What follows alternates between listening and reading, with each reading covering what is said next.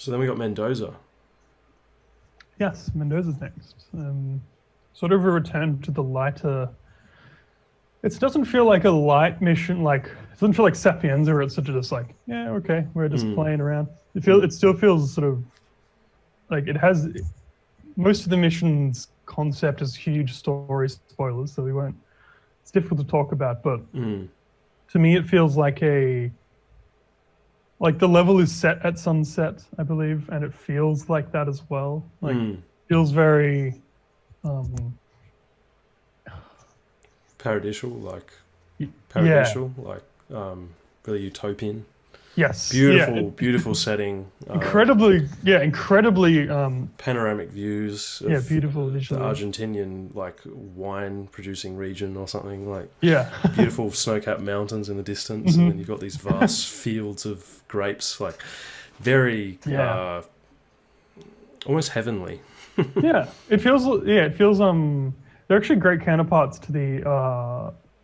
If you played the Heaven and Hell mission in Blood Money, lots of this whole game feels like counterparts to that. Like Dubai feels like the heaven portion, Berlin feels like the hell, and this level feels like the sort of like. I haven't thought this through, but it feels like a thematic in between of those in a way. Yeah, definitely. Who the people are at this level is a bit.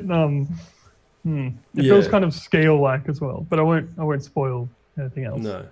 Doesn't feel like scale in any of the visuals or sound or anything, but in the who are these people and why they here sort of.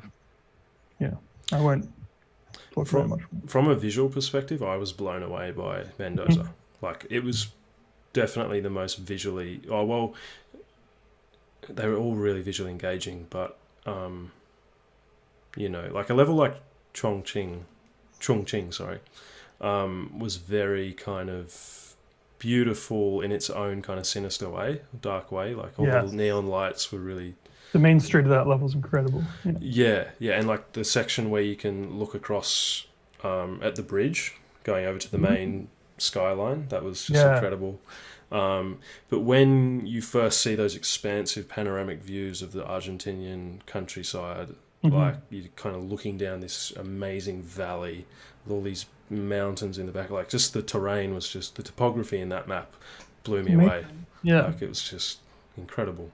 I spent more time looking at things in that map than playing the missions. I was just looking at everything for ages, wow, this is incredible. That's this huge scale. And then I was like, oh, I got to play the mission. Did a few mission stories. I was like, okay, I'll have to get back to this and explore properly. Incredibly beautiful level. And I loved... Oh, sorry, you go.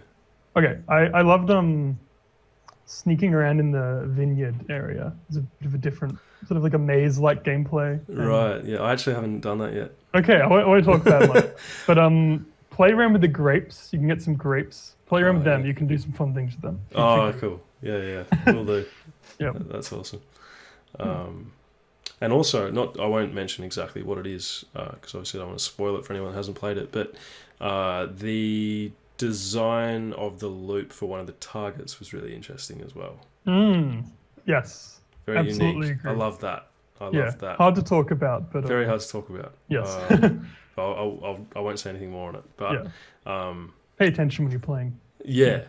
I felt like the maps in Hitman 2 with their design were very formulaic in terms of the types of routes for targets and in terms of the overall level design. But with Hitman 3, I think that was one of my main criticisms at the end of Hitman 2 was that, after we received New York and Haven Island, it was like, yeah, these are great, but it's getting boring. It's getting stale, on many levels. On some levels. They're fun to play, but we know how to play them almost. Yeah. I know how to beat this mission because I know how to beat the other ones. Yeah, exactly. Yeah. But they've really kind of mixed things up a bit in this third and final entry with many aspects of the level design. And it's fantastic. And it's great to see that they listen to the fans in that respect, because a lot of fans were saying that. Yeah, I've seen a lot of people actually say about this game, even large streamers, that they've said that the game is still like that. But I just disagree with those thoughts. A large they still gave it a good review. I think they gave it 8 out of 10, but a large streamer critical, one of their main criticisms was, it's still exactly the same and nothing's changed. And I'm like, I feel like honestly this game has changed a lot from the previous ones. Yeah. In many ways, in smart ways, which don't completely change the gameplay. Yeah.